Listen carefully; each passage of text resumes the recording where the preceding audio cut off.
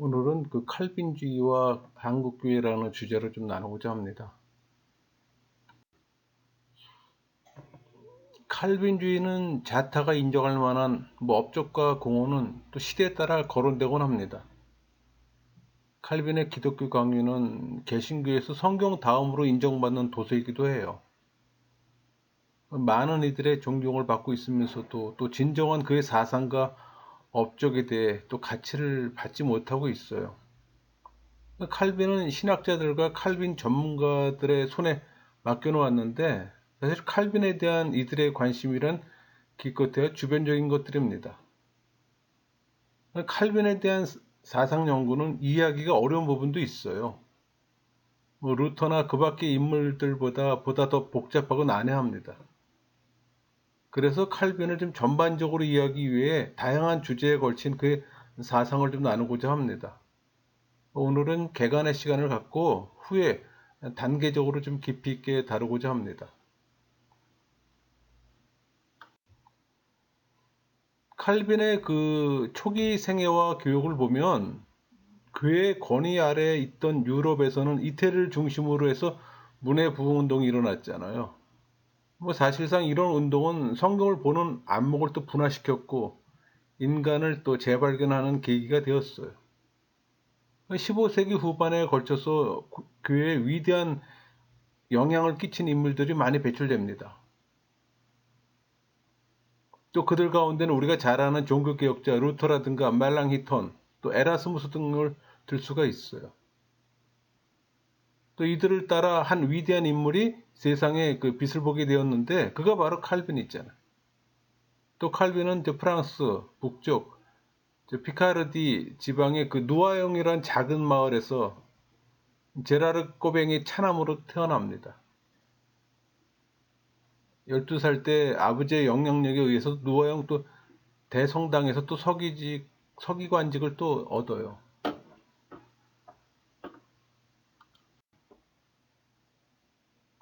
또 1523년 그 파리에 가서 라 마르시 대학과 또 몽테기 대학에서도 인문과학을 또 공부합니다.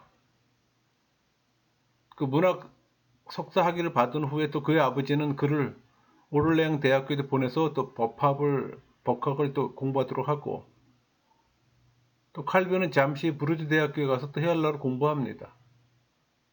그 후에 그 1531년 또 아버지가 죽은 후에 또 칼빈은 또 파리로 귀국해요.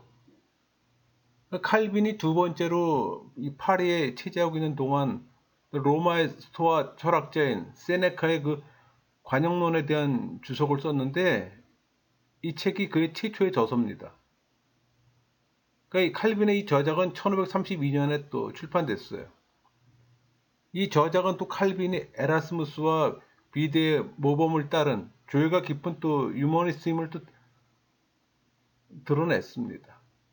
또 그가 헬라어를 사용하고 시작했으며 또 고대 문헌과 역사를 폭넓게 정확하게 또 파악하고 있음을 보여줘요. 또 이것은 후에 그 종교개혁자로서 활동할 때 중요한 역할을 했습니다.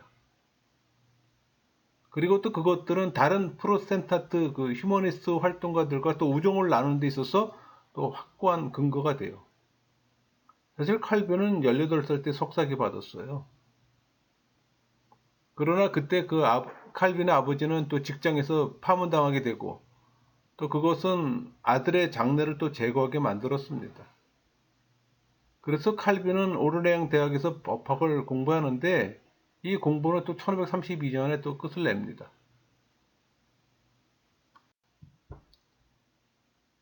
칼빈이 언제 그 프로테스탄트로 회심했는지 정확한 날짜는 알 수는 없지만 아마도 1533년으로 추정합니다.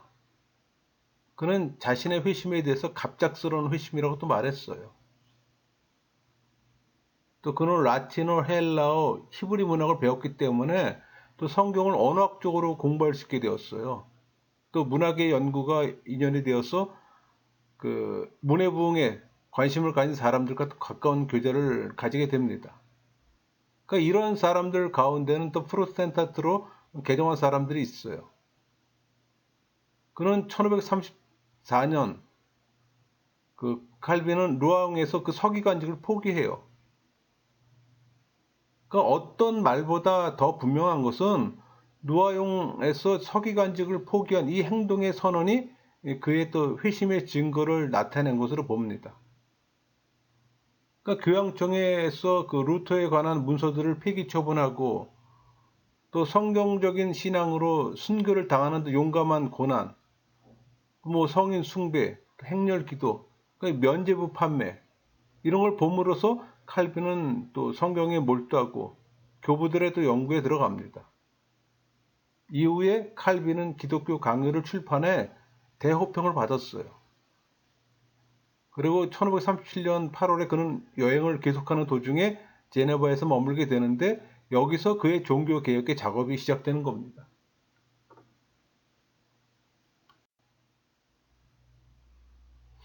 칼빈의 신학 사상을 보면은 철학자들처럼 보편 섭리를 인정하나 그의 주관심은 하나님의 특별 섭리에 대한 기본 통찰력은 그의 섭리론과 어떤 예종론에 잘 나타나 있어요.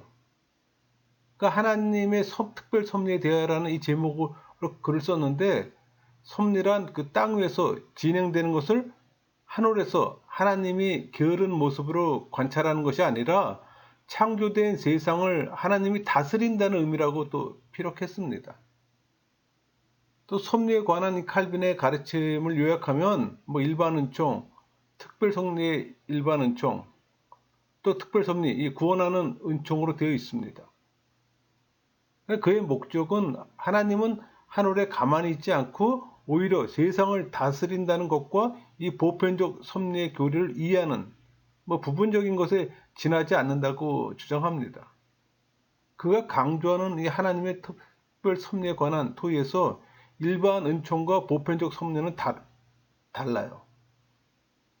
칼빈의 주장은 만사에 우연은 없고 모든 것이 하나님의 계획과 목적으로 인도하신다는 사실이에요. 그럼에도 보편 섭리의 교리는 하나님의 자비와 심판을 위한 또 여지를 남겨놓을 수 없다는 겁니다. 또 칼빈은 이 하나님의 자유로운 선택은 하나님이 우리에게 구원은 주실 뿐만 아니라 각 개인에게 이 구원의 확실성을 주실 때만이 온전히 또 설명되어진다고 주장했어요.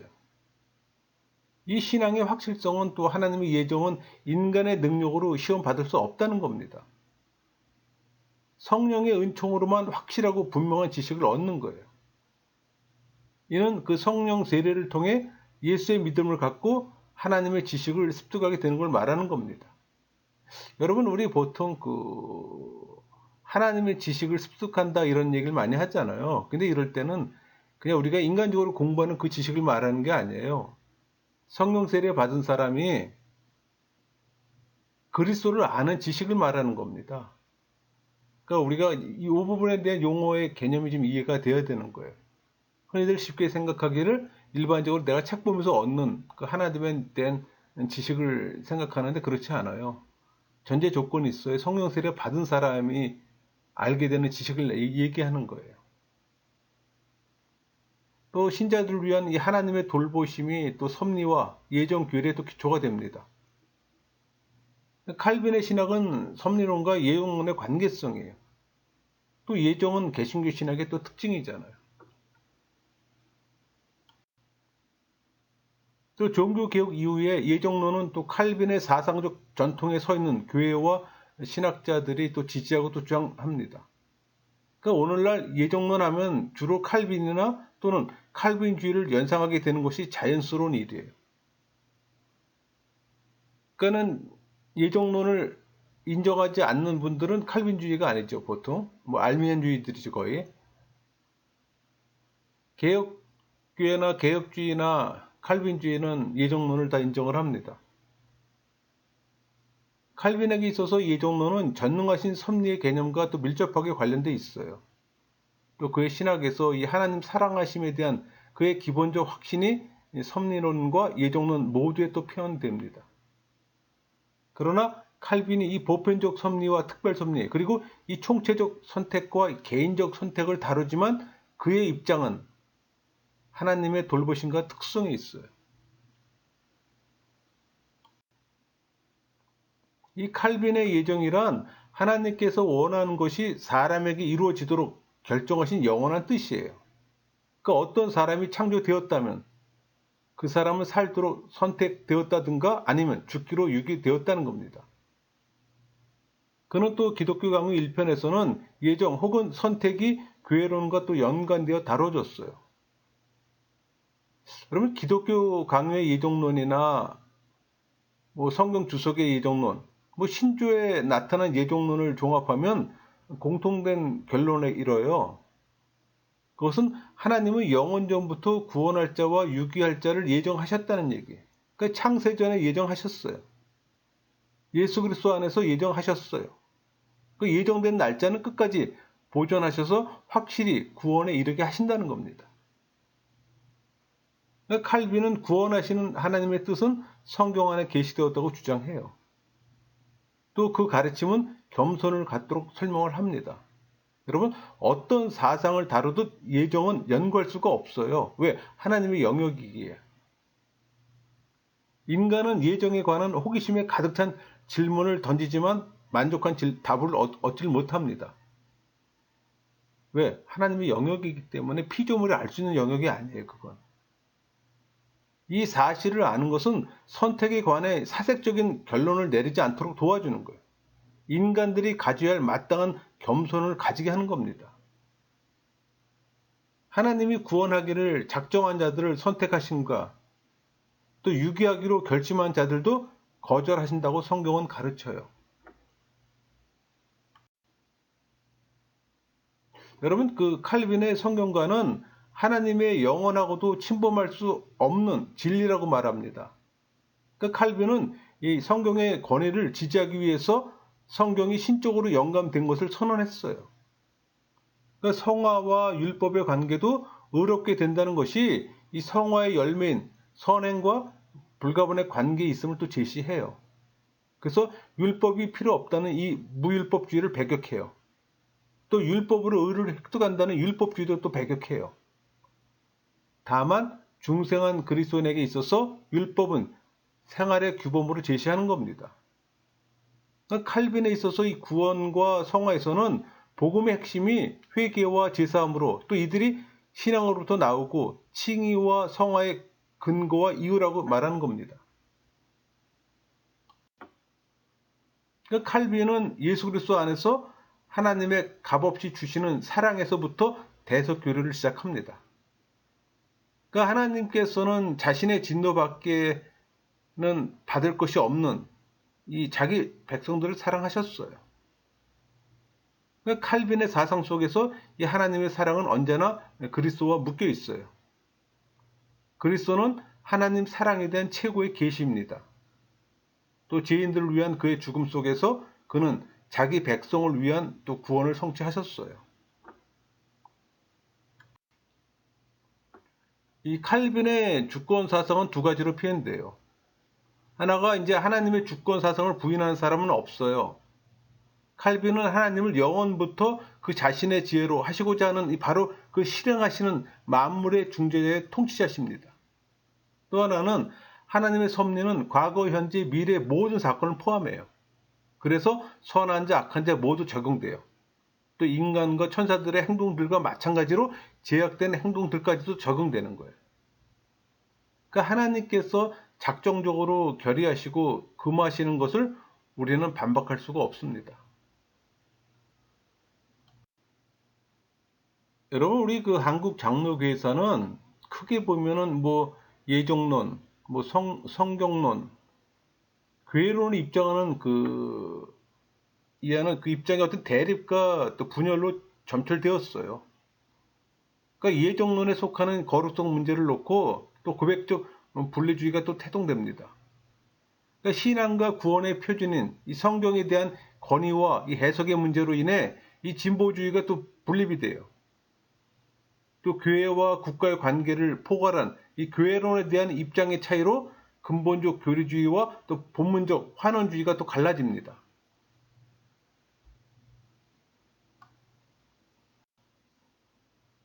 우리 그 한국 장로교회 분열의 역사적 배경이 되었던 이 신사참배 사건, 사실 교회의 거룩성의 문제를 놓고 전개되었던 신학적 갈등과 대립이라고 볼 수 있어요.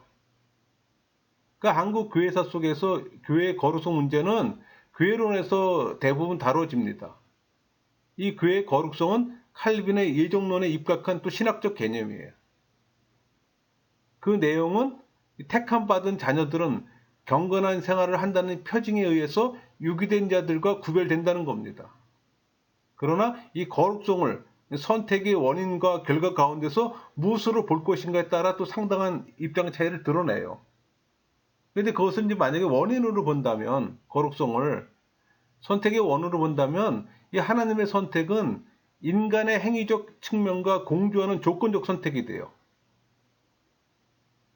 근데 거룩성을 선택의 결과로 본다면 하나님의 선택은 인간의 공로와는 무관한 이 절대적 주권에 기속되는 사건인 겁니다. 이 교회의 거룩성이 갖는 이 원인과 결과의 양 측면이 분립을 가져오는데 또 중요한 원인으로 작용했어요. 그러니까 칼빈의 예정론에서 말하고 있는 교회의 거룩성을 근거로 해서 양자를 또 평가할 필요성이 있는 겁니다.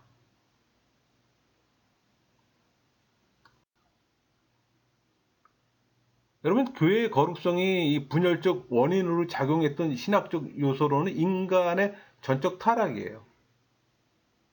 인간의 전적 타락은 교회의 거룩성과 또 밀접하게 연관된 개념으로 또 하나님의 선택을 논증할 수 있는 전제가 됩니다.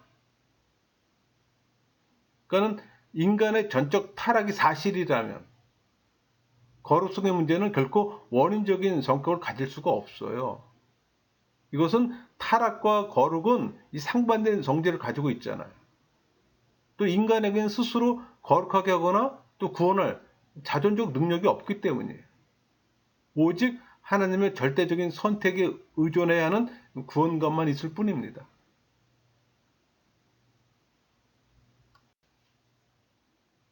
여러분, 칼빈이 주장했던 성경과는 두 가지 의미를 지녀요. 그러니까 인간의 타락으로 인해 자연 계시를 통한 이 하나님의 인식이 불가능하기에 성경 말씀으로 돌아간다는 주장이에요. 또 하나는 이 성경의 해석권을 교회가 독점할 수 없다는 얘기예요. 오히려 성경이 증언하는 예수 그리스도의 진리를 교회가 따라야 한다는 주장입니다. 특히 이 성경 해석 문제는 말씀의 선포를 통해 예수 그리스도의 현존이 실현되어야 하는데 교회가 성경보다 우위에 있음으로써 이 그리스도의 계시성을 약화시켰다는 비판인 거예요. 사실 여기 핵심적인 얘기가 있는데 여러분, 그 칼빈의 성경론은 성경 그 자체에 있는 것이 아니라 성경에 담겨져 있는 예수 그리스도의 진리에 있는 겁니다. 그러나 성경과 예수 그리스도의 진리를 구분하지 않으므로 성경이 예수 그리스도의 진리를 대체한 모순이 발생하게 된다는 얘기예요. 무슨 얘기인 거 아니? 성경 그 자체를 진리로 보는 건 잘못된 거예요, 여러분. 그 성경 안에 있는 예수 그리스도가 진리라는 겁니다. 여러분, 구약 성경을 보시는 분들이 그걸 진리라고 생각해요. 그리고 문자적으로 다 지켜야 된다고 생각해요. 그렇지 않아요, 여러분. 제가 여러 번 말씀드렸지만은 구약에서 예수 그리스도를 찾아내지 못하면 그거는 유대 경전에 지나지 않아요. 이슬람 경전에 지나지 않아요, 그건. 우리 기독교에서는 성경 그 자체가 진리가 아니라 그 안에 담겨져 있는 예수 그리스도가 진리라는 거예요. 근데 많은 사람들이 착각을 해요. 성경은 진리라고. 여러분, 성경 말씀 한 구절 한 구절이 다 진리입니까? 그렇지 않아요. 그 안에 예수 그리스도를 찾아내고 그 예수 그리스도가 우리한테 올 때 그게 진리로 오는 거예요. 이 부분에서 많은 논쟁이 있고 많은 오해가 있어요. 성경 그 자체를 진리로 보는 잘못된 그 성경관을 갖고 있는 거예요. 여러분, 한국 장로교에서 일부 보수적 노선이 내걸고 있는 성경 중심주의, 이 논리적 근거는 성경의 신적 기원에 있습니다. 이 신적 기원이란 성경이 성령의 영감을 받아 기록되었다는 것으로 축자 영감서를 형성할 수 있는 기반이 되는 거예요. 그러니까 엄밀한 의미에서는 축자 영감설과 전적 영감설이 이 기계적인 축자와 또 성령의 완전한 영감으로 구분될 수 있지만 성경 기자가 기록한 단어 하나하나까지도 영감을 받았다는 시각에서는 별다른 차이점이 없어요. 이 같은 성경의 축자 영감설이나 이 전적 영감설은 성경의 무엇을 또 발전하게 되고 이 무엇을은 인간의 성경 해석권을 또 철저하게 또 부정하게 됩니다. 여러분, 이 성경 해석에 대한 부정은 성경의 시대적 상황적 메시지를 끌어낼 수 있는 근거, 다시 말해서 시대를 향한 이 하나님의 메시지를 경청할 수 있는 신학적 기반을 잃게 되는 결과를 초래하게 해요. 그러니까 이 같은 오류를 비판하면서 성경과 예수 그리스도의 진리를 구분할 것을 강조한 이 개혁적 진보주의는 성경을 해석하지 않는 것은 성경을 우상할 뿐 아니라 예수 그리스도의 진리조차 소멸시킨다는 주장을 하는 거예요. 사실 이 문제는 성경을 문자적으로 해석하는 세대주의와 또 대척점에 서는 이유이기도 합니다. 이 개혁적 진보주의의 주장은 성경의 근본주의와 그 대립을 또 빚게 되는 거고, 그 대립은 또 분열이라는 형태로 또 결론을 맺어요.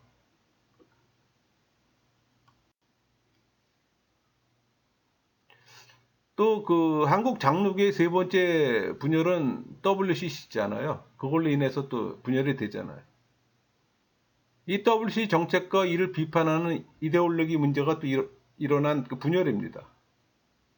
그러니까 교회의 선교와 또 교회 일치 문제는 교회론의 근거에 교회의 본질을 어떻게 규정할 것인가 하는 것과 또 규정된 교회의 본질에 따라 교회의 실천을 어떻게 구현할 것인가 하는 이중적 구조를 가지고 있는 사안이에요.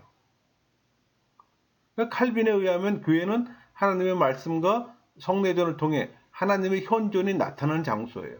따라서 예수 그리스도의 현존인 복음이 실현되고 또 이를 전파해야 할 과제를 가지고 있는 겁니다.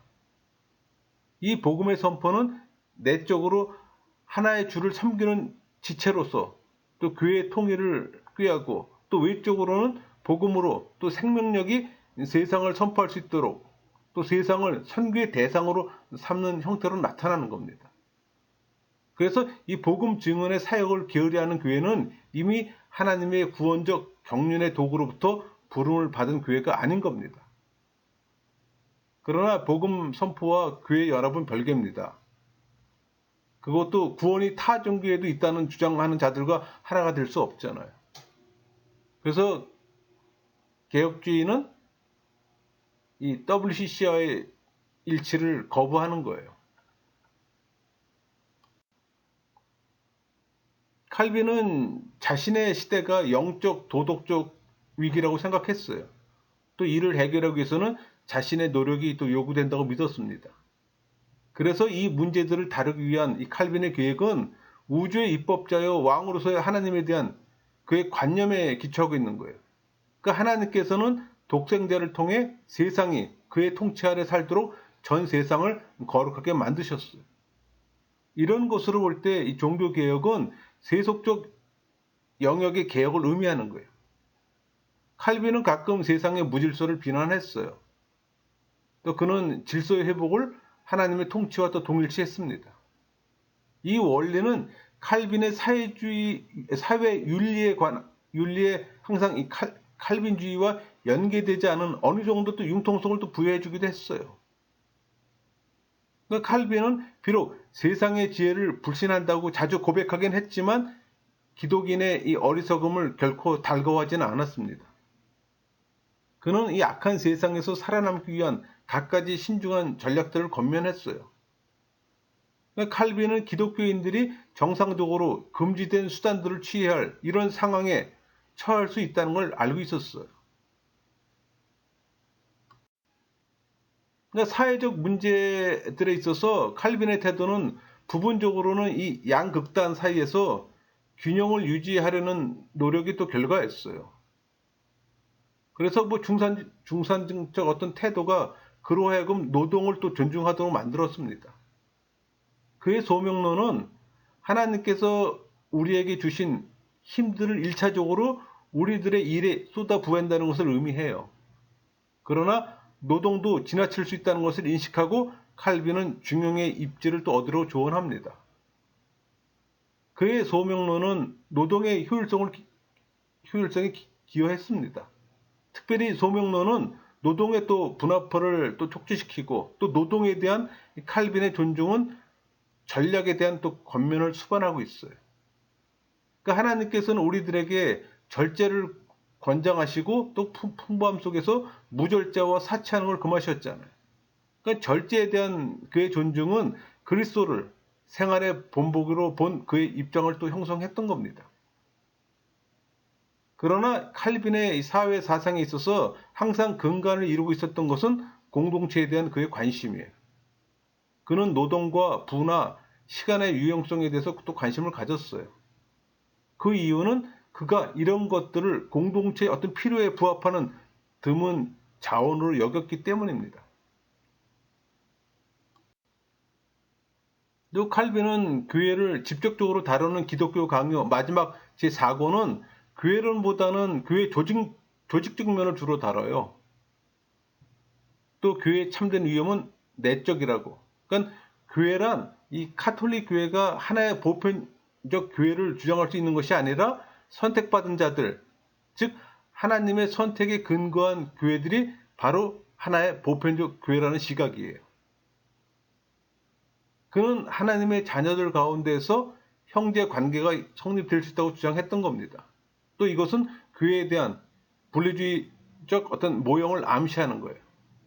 그러니까 또 칼빈은 성찬이 또 공동체 의식이므로 또 성찬을 높이 평가했습니다. 또 교회를 순수하게 보존하기 위해 최종적인 방안은 권징이었어요. 권징은 또 직접적이고 가시적인 결과를 성찬에서 제시키는 겁니다. 사실 우리 교회에서 없어진 게 권징이잖아요. 교회를 보호하고 지키는 게 권징인데 권징의 기능이 지금 사라졌습니다. 제일 안타까운 일이에요. 또 칼빈은 목사의 부르심을 또 인정했어요. 그러니까 목사의 권위와 위엄을 인정했던 겁니다. 마찬가지로 평신도의 존엄성에 대한 의식이 또 교권주의와 또 항상 긴장감이 있었어요. 또 이것이 목사들은 적어도 원리상 교회의 전체 교인에 의해 선출되어야 하는 이유이기도 합니다. 칼빈에게 있어서 교회는 하나님의 학교예요. 하나님을 그의 학생들의 제스처나 걸음걸이, 말, 그리고 모든 것을 지켜보는 분으로 생각했던 거예요. 그는 또 때때로 하나님만이 궁극적으로 판단할 수 있다는 또 사실을 또 상기시켰습니다. 이런 생각들이 그의 정신을 지배했을 때 교회에 대한 그의 이해는 더 이상 배타적이 아니라 포괄적이 되는 거예요. 영국의 청교도, 스코틀랜드의 장로교도, 또 프랑스의 위그노, 네덜란드 베거, 미국의 필그람 파더, 이들 모두는 자기 나라에서 민주주의 발전에 지대한 공헌을 했는데 이들 모두가 칼빈의 정신적 후예들인 칼빈주의자들입니다. 따라서 칼빈이 근대 민주주의 주창자라고 하는 이 가정은 또 자연스럽게 또 받아들여지고 있는 겁니다. 또 제네바에서 종교개혁을 통해 또 법치적 신정 정치를 실현시켰어요. 그러니까 이는 또 서구 사회의 자유민주주의 발전시키는 요인으로 작용할 수 있는 또 계기를 형성합니다. 또 그는 특히 그의 기독교 사상을 체계화한 이 기독교 강요를 통해 자유, 평등, 인권의 존중, 또 법에 의한 지배와 같은 이 근대적인 자유민주주의 이념을 뒷받침할 만한 또 정치 신학을 전개했어요. 그러니까 기독교 강요에 나타난 이 칼빈의 정치 신학은 이 민족 요소들은 두 왕국 사상에 입각한 이중의 정부론, 그러니까 자연법 사상을 포함하는 시민 정부론에 잘 나타나 있습니다. 또 그는 이 고전적인 서구 민주주의 형태와 거의 동일한 귀족 정치와 민주주의 정치의 혼합 체제를 이미 제창했어요. 또 독재와 악을 저지르는 통치자에 대해서는 합법적인 또 공직자를 통해 저항할 수 있는 입헌적 저항권을 이미 제창했어요. 또 그것은 근대 자유민주주의 성립의 기초가 되는 주권 재민의 사상도 제시한 셈입니다. 칼빈이 시민 정부에 대해서 적극적이고 또 긍정적인 관념을 가지고 있어요. 그러니까 정부 형태에 대해서는 차선책으로 폭군 정치가 아닌 군주 정치도 인정했지만 최선의 정부 형태는 민주 정치와 귀족 정치의 혼합 정부임을 또 주장했습니다. 선거에 의해 통치자를 뽑아 또 통치자가 법에 따라 통치하는 것을 최선의 길로 인정했어요. 그러니까 칼빈에게서 자연법은 하나님이 인간 창조 시에 내려준 겁니다. 그러나 인간의 타락으로 그 자체로서는 알 수 없고 타락으로 인해 희미해진 것을 하나님이 이 성문법인 십계명을 통해 명백하게 해주신 것으로 십계명과 동일한 것으로 봤던 겁니다. 그러므로 이것은 이 자연법과 십계명을 동일한 것으로 보아 하나의 법만이 있는 거예요. 그러므로 중세와 같이 은혜가 이 자연을 완성하는 것이 아니라 자연은 은혜를 통해서만 회복될 수가 있어요. 그건 칼빈의 자연법 사상은 중세 전통에서 벗어나 이 자연법 사상을 하나님의 법인 십계명과 동일시한 점에서 또 변화되었고, 그러면서도 인간성과 인간 사회에 대한 이 공동적인 이해의 근거를 유지했다는 점에서 중요성이 있는 겁니다. 여러분, 칼빈주의란 그 루터파와 구별되는 개혁파를 얘기하는 거예요.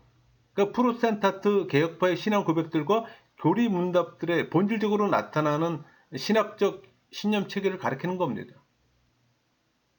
또 이 칼빈주의란 말은 칼빈이 계략적으로 제시한 교회 정치 체제, 그러니까 장로제를 말하는 겁니다. 그걸 내포하는 말이에요.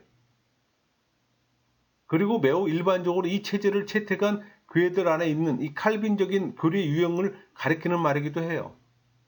그렇지만 이 교리와 정치의 연결은 보편적인 것이 아니기 때문에 정치가 교리적 이 원칙들에서 자연적으로 파생한 것이 또 분명한 경우에 한해서만 정치를 고려해도 족할 겁니다. 그러니까 역사적으로 칼빈주의는 여러 가지 형태의 교회 정치와 제도와 또 관련돼 있어요. 그래서 칼빈의 교리들은 청교도 신학을 또 형성했고, 또 그 교리들은 대체로 회중주의에 흡수되어서 근래화까지 또 회중교회를 지배해 왔어요. 그러니까 칼빈의 독특성은 정치에서 찾을 것이 아니라 교리에서 찾을 수가 있어요. 정리할게요.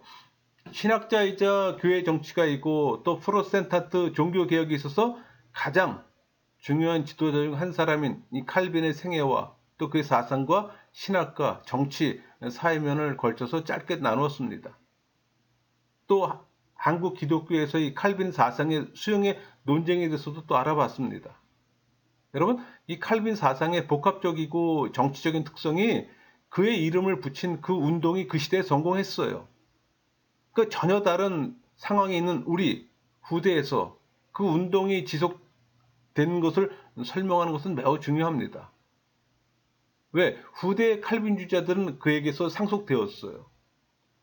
그는 그리스도인이 흔들림이 없고 검소한 생활을 하도록 또 생활 규범으로서 제시하고 또 권면하고 또 교훈합니다. 또 신학적 측면에 있어서 칼빈은 우리가 본받아야 할 역사의식을 또 보여주었어요. 칼빈은 교부들의 기독론을 알고 있었습니다. 그는 니케아 회의와 칼케톤 회의의 또 가르침을 이해하고 있었어요. 오늘날의 신학도들은 역사적 정론에 또 결핍되어 있습니다. 그래서 칼빈은 기독교 교리의 역사에 대한 지식을 얻을 것을 우리에게 또 권면하고 있는 겁니다. 오늘 이렇게 해서 우리가 그 칼빈주의와 한국교회라는 주제로 좀 짧게 나눴습니다. 사실 칼빈에 대한 이야기나 이 교리는 뭐 짧은 시간에 이해할 수 있는 부분이 아니잖아요. 제가 이미 그 기독교 강요는 여러 강요를 나눠서 이미 동영상에 올려놓은 게 있으니까는 그걸 참고로 좀 보세요. 그리고 앞으로 시간을 갖고서 이 칼빈에 대해서 나누고자 합니다. 말씀을 마치겠습니다.